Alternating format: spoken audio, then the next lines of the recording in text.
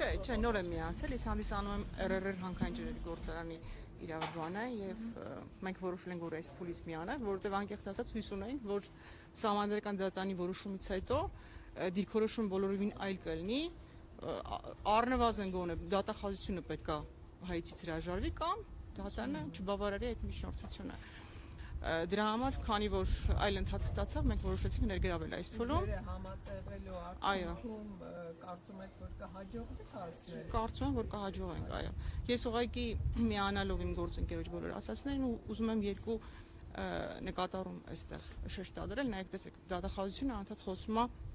պետական շահի պաշտպանության մասին, չէ։ Բայց մեզ համար ակնհայտ է, որ դատախազության գործողությունները միտված չեն պետական շահի պաշտպանությանը։ Ես ուղղակի ուզում եմ հիշեցնել, ով է այսօր գլխավոր դատախազը,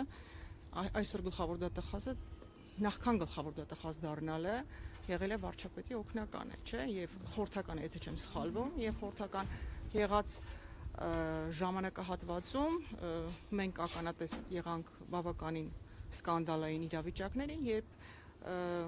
վարչապետի խորհրդականը ստերության իրեն թույլ էր տվել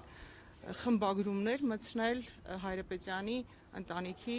հետ կապված քննչական գործողություններում եւ որոշումներում։ Դա արդեն իսկ ցույց է տալիս, որ դատախազությունը ոչ թե պետական շահի